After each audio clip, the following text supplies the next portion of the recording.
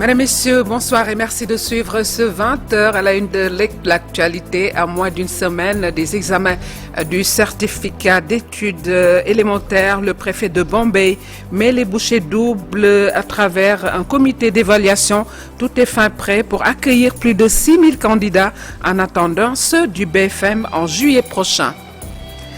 À suivre la vente de médicaments dans les rues, un phénomène difficile à éradiquer. Les pharmaciens du Sénégal interpellent l'État et sensibilisent à travers une randonnée pédestre effectuée ce samedi. Un dépotoir d'ordures devenu un cadre d'apprentissage et de divertissement. C'est le défi relevé par un professeur de SVT avec ses élèves à travers un recyclage d'ordures à Tanaf dans ce journal. Chapeau bas pour Jean-Jacques Boissy, désormais dans la cour des grands du Basketball Africa League. L'arrière sénégalais est désigné meilleur joueur de la saison 5 dans l'équipe Al-Ahli de Tripoli en finale ce samedi midi, 88-67 face à l'Angola. Voilà pour les titres, le développement c'est dans un instant.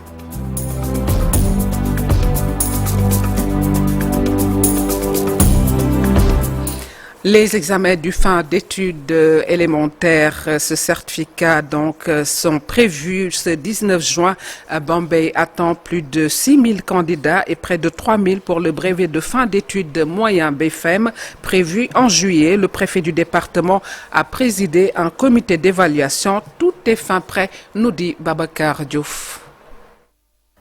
À quelques jours du démarrage des examens du CFE et de l'entrée en 6e, l'inspection de l'éducation et de la formation est déjà sur le starting block. C'est juste dire que tout est fin prêt pour une bonne organisation de ces examens-là. Pour le CFE, nous avons 6297 candidats qui sont répartis dans 35 centres. Et pour la surveillance et le personnel de secrétariat, ils sont à 695 personnels qui sont convoqués. Et pour le BFM, on a 2817 inscrits qui seront répartis dans 17 centres avec un personnel de 651.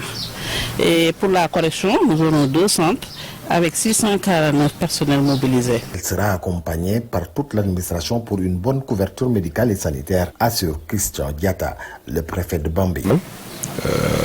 Pour la couverture médicale et sanitaire, avec peut-être les sapeurs-pompiers sanitaires. Tous les enseignants et les syndicats d'enseignants sont aussi prêts pour la bonne conduite des examens et concours à l'échelle départementale. Bonne chance aux jeunes candidats et nous parlons de tout à fait autre chose. Fini les vols de grilles d'avaloir en fer. L'AGEROUTE, en partenariat avec la société Dinotech, démarre la mise en place de grilles en matière composite. Une bonne nouvelle pour la sécurité routière eu égard aux nombreux accidents impliquant les motos. C'est un sujet signé Ibrahim Khan Khadim K. Sur l'axe Padoua-Yoff, ces jeunes s'activent autour de la mise en place d'avaloirs de sol. Des avaloirs différents de ceux qu'on a l'habitude de voir. Il s'agit d'une grille avaloir en matière composite, donc qui n'est pas en fer. Pourquoi? Parce que la problématique qui a été décelée, c'est en fait le vol des grilles avaloirs est entraîné par le fait qu'il y ait un gain derrière la matière utilisée qui est la fonte. Donc pour contourner cela, Dinotech, avec son expertise, a pensé à mettre en place une grille donc en composite qui ne contient pas de fer et qui donc enraye ce risque de vol. Avec cette nouvelle œuvre conçue par la société Dinotech, fini les vols de grilles d'avaloir en fer. Une bonne nouvelle pour les usagers de la route, particulièrement les conducteurs d'engins à 2 roues. Un de mes amis s'était fracturé la jambe suite à un accident causé par le vol de ces grilles d'avaloir. Nous nous réjouissons de ces nouvelles installations, surtout pour notre sécurité. C'est une très bonne chose.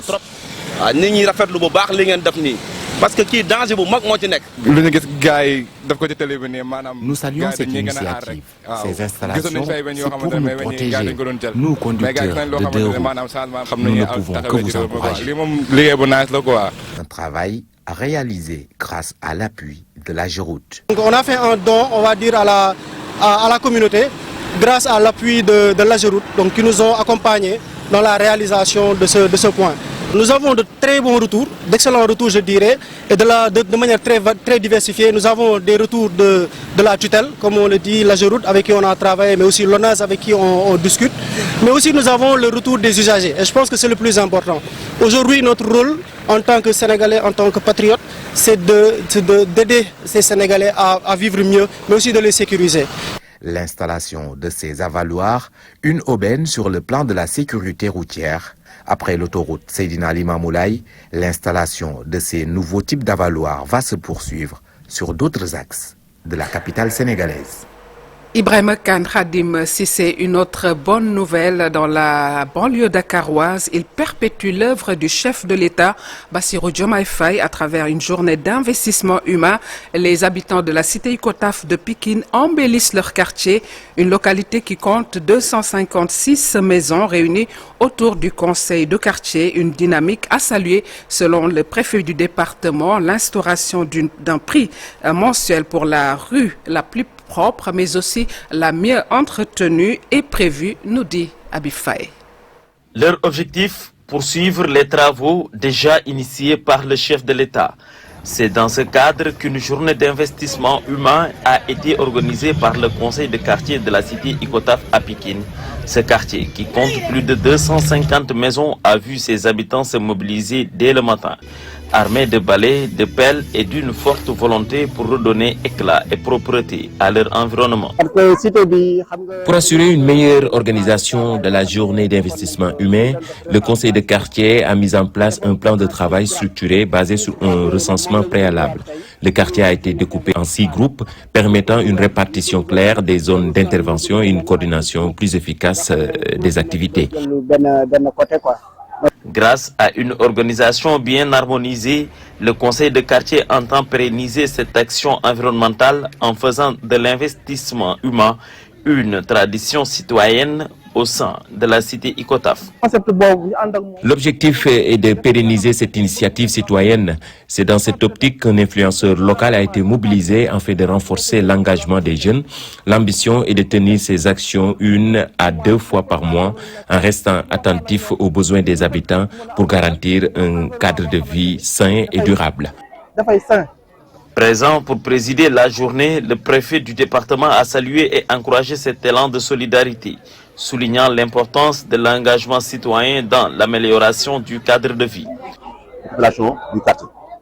Cette démarche s'inscrit dans la continuité des actions initiées par le président de la République, notamment les journées d'investissement humain à l'échelle nationale. La forte mobilisation des habitants témoigne du leadership du délégué de quartier et de l'implication active de la population organisée et déterminée à faire de cette journée un succès. Les jeunes ne sont pas en reste, mobilisés en grand nombre. Ils se sont pleinement investis pour leur quartier, sous la houlette d'un influenceur local qui a su fédérer les énergies autour de cette cause commune. Enfin, la propreté du quartier est perçue comme une source de respect et de fierté. Des appels sont lancés à la jeunesse pour s'engager davantage. Certains habitants, comme ce témoin, participent avec passion jusqu'à impliquer leur famille et encourager les enfants avec de petits gestes symboliques, convaincus que chaque contribution compte pour améliorer le cadre de vie collectif. Dans le souci de maintenir cette dynamique, le conseil de quartier mise désormais sur la jeunesse et a lancé un concours récompensant la rue la plus propre, une initiative destinée à encourager la participation communautaire et à ancrer durablement les bonnes pratiques environnementales. Restons dans ce registre de salubrité où la science est au service de l'environnement. À Tanaf, à Goudomp, un dépotoir d'ordures a été transformé en espace pédagogique écologique, ce grâce au recyclage fait par un professeur de SVT avec ses élèves. Une place publique qui sert désormais de cadre d'apprentissage et de divertissement dans un environnement sain, comme nous l'explique Bakary Konté Khalijeme. Cet endroit était un dépotoir d'ordures complètement transformé en espace pédagogique écologique. Papa Moussa Ndiaye, professeur de maths SVT, est l'initiateur de ce projet. C'était un dépotoir d'ordures Par la suite, nous nous sommes regroupés avec les élèves du lycée. On a jugé nécessaire de déplacer ce dépotoir d'ordures-là et de transformer cette place-là pour que ça soit une place publique, pédagogique, à l'endroit de nos apprenants. C'est pour les élèves. Donc souvent ici, les élèves n'avaient pas là où s'asseoir la majeure part du temps pour prendre les petits déjeuners des fois. Des fois aussi, si on les renvoie, ils peuvent retourner à la maison. Mais aujourd'hui, avec cette place pédagogique-là, même si un professeur renvoie un élève, l'élève sera surveillé ici en train d'apprendre ses leçons. Tout récemment, on a vu son Excellence, Monsieur le Président de la République, dire que le challenge, c'est de transformer des dépotoirs d'ordures en un lieu public. Et je pense que ça, c'est une première au Sénégal, à l'intérieur d'un établissement, un dépotoir d'ordures qu'on a transformé de cette manière-là. Cette place porte désormais le nom d'un jeune professeur qui a perdu la vie dans un accident de circulation. Maximilien Marie Adjoï Ibrahima Solo Mané, professeur de lettres, avance que cette place va jouer un rôle important. Ça va être un lieu de divertissement, mais surtout d'apprentissage. C'est en ce sens que c'est important.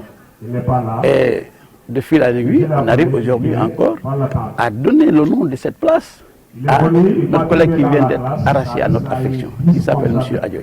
Les élèves se réjouissent de cette réalisation. C'est un lieu qui va nous servir, comment se divertir et même réviser. Des fois, quand on nous renvoie, on n'a pas besoin de sortir hors du lycée, faire quelque chose ou autre chose comme ça.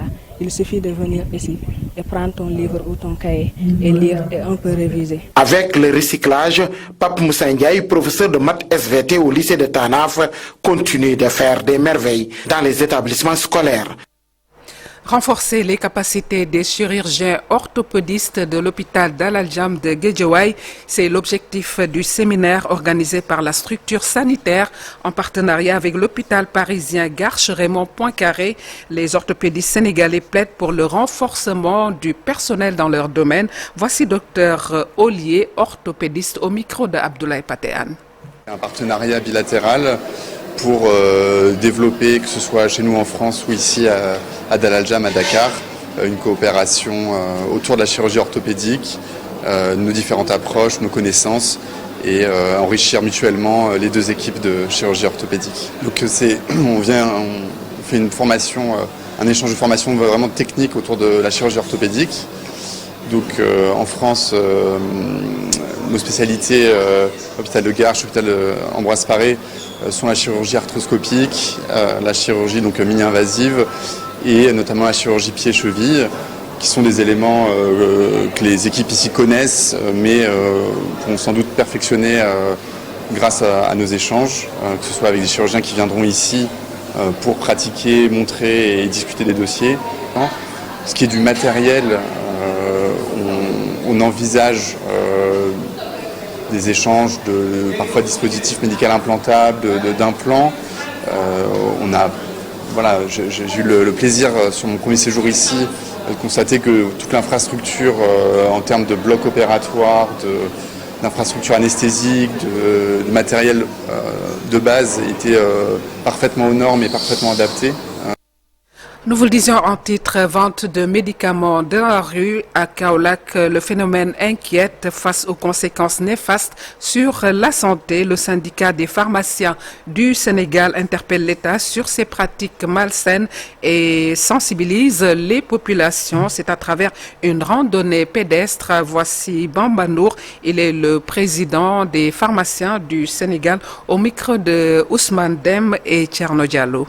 Nous, pharmaciens, il est important que dans notre communication et au sein de la population, que cette mission de santé publique soit orientée vers la population d'abord, parce que ce sont les premiers préjudiciables. Si je vous dis tout ce qui est recrudescence des insuffisances, des maladies, des insuffisants rénaux, qui est directement impliqué, dont les médicaments sont directement impliqués. Vous voyez tous les jours des patients qui prennent leurs médicaments et malheureusement qui, pour des hypertendus, nous font des accidents vasculaires cérébraux. Pourquoi? Parce que c'est le médicament qu'ils ont pris. N'a pas été malheureusement dispensé dans les règles de l'art. Et fort de tout ça, le syndicat s'est engagé avec l'ensemble des pharmaciens du Sénégal pour lutter contre ces médicaments de la rue. Et là, nous alertons nos autorités. Il faudrait que l'État prenne ses responsabilités. On ne peut pas continuer à, par exemple, permettre au cœur de Kaolack, qui est une ville carrefour, que des médicaments de la rue puissent être dispensés au vu et au-dessus de tout, qui exposent, qui altèrent la santé de nos populations. Et une fois cette santé de nos populations altérée, c'est l'État qui revient encore pour investir pour qu'ils recouvrent leur santé. Je veux nommer par-ci, je pense que le ministre de la Santé devait nous accompagner, devait être notre porteur de voix pour que quand même ce médicament, cette vente de médicaments illicites puisse définitivement disparaître ici au Sénégal. Donc c'est ça le message que je vais apporter, mais aussi un message destiné aux populations. Je pense que la santé est un capital. La manière dont on doit préserver notre capital, je pense que ce capital santé devrait être quand même géré par des professionnels de la santé qui sont assermentés. À présent, direction Bagne, c'est dans la commune de Pire où les populations égrènent un chapelet de doléances, entre autres la réouverture de leurs cases de santé construites par elles-mêmes, l'autoroute Dakar-Saint-Louis impactant sur leurs champs et un programme de développement économique de la zone. Voici Bassirou Kane, secrétaire général de l'association Ande Defar Bagne. Il est au micro de Cheikh Anta Diop, c'est la tire. Pour rappel, c'est la jeunesse bagnoise qui s'est mobilisée pour la construction de ces cases de santé. C'était d'éviter que les populations se déplacent jusqu'à Pire ou à Tivaouane. Et depuis plusieurs années, ça a fonctionné. Mais comme vous le savez, les recettes issues des consultations et autres ne permettent pas de prendre en charge le fonctionnement de la case, l'acquisition des médicaments, mais également le paiement des agents de santé. Le paiement, nous faisons appel aux autorités pour venir en aide les populations bagnoises. L'autoroute Dakar-Saint-Louis, c'est un projet de développement et comme vous le savez, un projet de développement doit impulser le développement partout où il passe. Nous constatons que c'est le contraire. Ce que nous voulons, c'est que les actions qui sont menées dans le cadre de ce projet puissent être des actions qui sont durables. C'est-à-dire, il faut appuyer les populations parce que le projet est passé sur la zone la plus touffue où il y avait plus d'arbres. Aujourd'hui, une bonne partie de ces arbres-là sont déjà terrassés. Nous faisons appel à la Géroute via les autorités, les plus autorités, à ce qu'ils appuient les populations, à ce qu'on puisse faire un programme de reboisement. Le projet a traversé notre école primaire. C'est une école primaire qui a été réalisée à la demande des populations par un financement de Build On. Tout le monde s'est mobilisé pour la réalisation de l'école.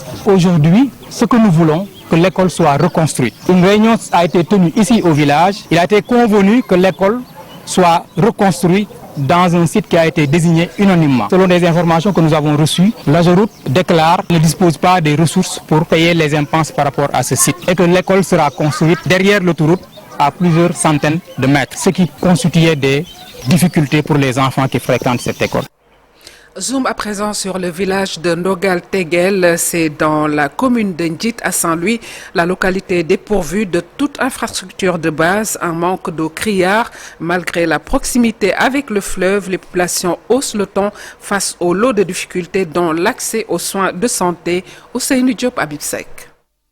Dans ce village où vivent plus de 1000 âmes, les habitants souffrent. À Ndogal Tegel, village situé dans la commune de Ndjit, les populations n'ont pas accès à l'eau potable. Cette proximité avec une ressource aussi vitale, le village est privé de l'essentiel. Eau potable, électricité, route praticable et poste de santé. L'électricité est bien plus qu'un confort moderne. Elle est un levier de développement, d'éducation, de santé et de sécurité et de l'entrepreneuriat. À ce jour, le village d'Ndogal Tegel reste plongé dans l'obscurité. Le village existe depuis 1926, mais près de 100 ans depuis sa création, elle manque presque de tout. Les femmes du village de Ndogal sont inquiètes. Elles sont obligées parfois de faire plus de 5 km pour évacuer les malades. 5 km. Pour évacuer les malades, on est obligé de faire 5 km. Parfois, les malades marchent avec nous. C'est pourquoi nous voulons que l'État réhabilite le poste de santé qui polarise beaucoup de villages dans la commune de Ndjit. Pour aller à Yaman, c'est tout un problème. Il faut donc des routes praticables entre Yaman et la commune de Pal. Le réseau téléphonique est également défectueux ici. Les populations de Ndogal Tegel ont lancé un cri de cœur à l'endroit des nouvelles autorités. Elles veulent avoir de l'eau potable et des infrastructures pour améliorer leurs conditions de vie. Et ce reportage découverte qui nous mène à Toukar, dans le Sine. Toukar est un village difficile d'accès à cause d'une route impraticable. Les populations réclament le bitumage de cette route. Autre doléance, de l'eau potable pour favoriser l'agriculture et l'élevage. Toukar reste ancré aux us et coutumes. Pape Faragning, Tcherno, Laurent Mendy dans cette carte postale. C'est un village sérère situé dans le Sine, dans la commune d'Angaïkhoem. Toukar, malgré ses nombreux atouts, est très enclavé. Pour y accéder, c'est un véritable calvaire à cause de la route non goudronnée. C'est notre seule difficulté majeure depuis l'enfance. Faire venir un camion de sable jusqu'au village relève encore du parcours du combattant. Les habitants font face à de nombreuses contraintes liées à l'état des infrastructures, mais aussi à l'accès à l'eau et aux soins de santé. Le tronçon Kermartin-Sindia-Wahaljam est devenu un véritable calvaire pour les usagers. Une entreprise avait pourtant lancé les travaux de réhabilitation allant jusqu'à tracer la route avant d'abandonner faute de moyens financiers. Aujourd'hui, rejoindre Toukar en voiture est presque mission impossible. La principale difficulté du village reste cette route Toukar-Kermartin. Pour les populations, c'est bien plus qu'une simple voie. Transport de marchandises, accès au marché, scolarité, tout est ralenti par l'impraticabilité du chemin. Une situation déplorable, accentuée par un manque d'eau pour développer d'autres activités. Ce village d'agriculteurs et d'éleveurs, mais sur le plan sanitaire, le village s'en sort bien. Toukar fait aussi face à une difficulté chronique, l'accès à l'eau potable. Cela fait des années que ce problème persiste. Les habitants espèrent des solutions durables car ce besoin fondamental conditionne également la santé et le développement du village. Malgré ces obstacles, des avancées sont enregistrées. Grâce au soutien de Farbangom et du maire, le village est aujourd'hui équipé d'une machine d'échographie et d'une ambulance.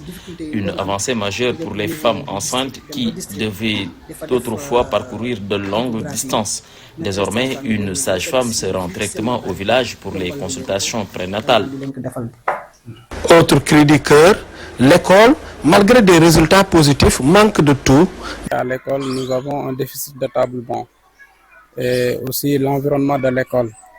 L'école n'est pas sécurisée, vous voyez, donc nous avons aussi des problèmes de toilettes. Certainement, vous avez eu à visiter les toilettes, mais nous avons des difficultés malgré vraiment, bien vrai que la population est en train de faire des efforts. Mais on aimerait quand même que les autorités quand même nous viennent en aide. Un village sérère en majorité musulmane avec plusieurs mosquées, mais les coutumes et les traditions sont présentes avec des séances divinatoires comme le khoy et le ran. Sur l'exploitation de l'or et autres métaux au Sénégal, plus de 20 bijoutiers ont été outillés aux techniques modernes de fabrication de médailles. L'association And Soukhali, Sounou Bijoutier, en partenariat avec l'ONFP, Office national de formation professionnelle, a formé des artisans à l'impression 3D, une innovation majeure et surtout en vue des prochains Jeux olympiques pour la fabrication de médailles. Voici Mohamed Barelo au micro de Habib Faye. Une des meilleures manières d'aider nos bijoutiers à survivre, à être compétitifs, c'est de renforcer leurs capacités. Donc l'impression 3D appliquée à la bijouterie est une formation qui leur permet quand même aujourd'hui de se mettre à niveau, de pouvoir produire en série, en standard, mais également de produire avec de l'innovation afin de pouvoir non seulement être compétitif, mais satisfaire aux besoins donc, du marché. C'est un aspect significatif. Je pense que le frère Khali lui-même l'a rappelé, c'est une très vieille doléance. Et je pense qu'il y a le ministère de tutelle aujourd'hui qui a cette préoccupation. Et nous sommes convaincus que dans le cadre de l'aménagement du territoire que nous sommes en train de faire, parce que les pôles territoires dont on a parlé, c'est aussi pour une production optimale pour tous les secteurs d'activité. Il y a des études qui sont faites. L'ONFP est en train de faire une étude avec les EA pour déterminer les besoins en emploi, métiers et compétences dans les pôles territoires. Dans ces études, dans ces conclusions, nous ne manquerons pas, à notre niveau, de signifier l'importance de ces villages-là et leur place pour que le Sénégal soit beaucoup plus productif. Et puis la télévision Futur Média vous partage cette vidéo de Cheikh Tidiane Diagne sur l'autoroute, un bus Dakar Dem Dik, comme vous pouvez le voir à travers votre écran, un chauffeur qui semble s'amuser au volant. Prudence et conscience donc collective, chers citoyens. Merci pour ce lanceur d'alerte. Merci à Cheikh Tidiane Diagne. Tout de suite, la page des sports. Nous en parlons avec Jean-Jacques Boissy, à 25 ans dans l'histoire. Il rentre dans l'histoire du basketball sénégalais. L'arrière sénégalais est le premier basketteur à soulever le trophée de la Basketball Africa League avec son club Al-Ahli de la Ligue. Il détrône Petrolanda d'Angola, battu en finale 88-67. Une consécration collective accompagnée de celle individuelle. Jean-Jacques Boissy est désigné meilleur joueur de la compétition. C'est un compte rendu signé Cheikh Sadibou Diarra. Pour moi, ce n'est pas une surprise, c'est de la récompense d'un long processus de travail, de performance constante. Et vu ces statistiques tout au long de la compétition, franchement, il mérite vraiment le titre de cet MVP. Et comme vous le savez, Jean-Jacques Boissy, il a eu auparavant à jouer dans le championnat africain, en Burundi, après au Rwanda, et cela l'a beaucoup forgé justement à s'habituer dans la compétition de la Basketball African League. Et c'est un jeune aussi qui bosse dur. Donc voilà, il s'est beaucoup amélioré, il a beaucoup progressé au niveau des skills, au niveau de son shoot. Et puis il a un IQ basket aussi qui est vraiment développé et cela lui permet justement d'avoir de la facilité pour scorer, pour faire des passes, pour un arrière meneur de jeu. En tout cas, je l'encourage, je le félicite et j'espère Inch'Allah qu'il va rester dans cette mouvance pour bientôt on aura les championnats d'Afrique pour l'équipe nationale. Ce sera bien d'avoir un Jean-Jacques Boissy en forme. Et puis voilà, je le félicite et je suis vraiment content d'avoir un Sénégalais MVP de la Basketball African League pour la première fois. En tout cas, je suis très fier et j'espère Inch'Allah que le meilleur reste à venir pour lui. 2025 Hakeem Olajuwon MVP award goes to Jean-Jacques Boissy. Well, there you have it, and it's totally deserved. We have been just blown away by his game this season. We've seen him, show up and produce some extraordinary basketball, over the course of these finals. And, it's been top quality. Coming in the sixth-man role, what a fantastic... Jean-Jacques Boissy a jamais le premier. Avec une moyenne de 19 points, 3 rebonds et 2 passes par match, l'arrière est le premier Sénégalais, élu meilleur joueur et vainqueur de la Basketball Africa League. Son club, Al-Ahli Tripoli, a remporté la 5e saison devant le tenant du titre, Petro Luanda, 88-67. Un triomphe collectif et individuel pour l'international sénégalais. Mes coéquipiers et mon coach m'ont beaucoup soutenu et poussé. Je me suis toujours battu pour donner le meilleur de moi-même. Je dédie ce trophée à tous les membres du club. Je suis vraiment heureux de représenter l'Afrique, de jouer en Afrique et de montrer aux plus jeunes qu'ils n'ont pas toujours besoin de quitter le continent. Leader offensif d'Al-Ahli Tripoli durant toute la compétition, Jean-Jacques Boissy, formé à la Cite Academy à Thiès, veut servir d'exemple aux jeunes basketteurs africains. Je remercie Dieu de cet honneur. Mon travail acharné et l'aide de ma brillante équipe sont à l'origine de ce triomphe. L'amour et l'amitié entre coéquipiers sont le moteur de l'équipe, bien coachée aussi. Mon rôle est de montrer aux enfants qu'ils peuvent faire tout leur cursus en Afrique, puis y rester pour leur accomplissement. Il faut juste travailler dur, croire en soi et faire son boulot. Pur produit du basketball africain, Jean-Jacques Boissy, 25 ans, ne cesse de monter en puissance. Outre son titre de meilleur joueur, il figure dans le 5 majeur de la saison de la Basketball Africa League. Merci à vous, cher Sadibou Diarra. Voilà cet élément met fin à cette présente édition réalisée par Daniel Diouf, Pape Sambatia Muntagali et Pape Maguette Diakhaté. On se retrouve demain, Inch'Allah. Excellente suite des programmes sur la télévision Leader. Au revoir.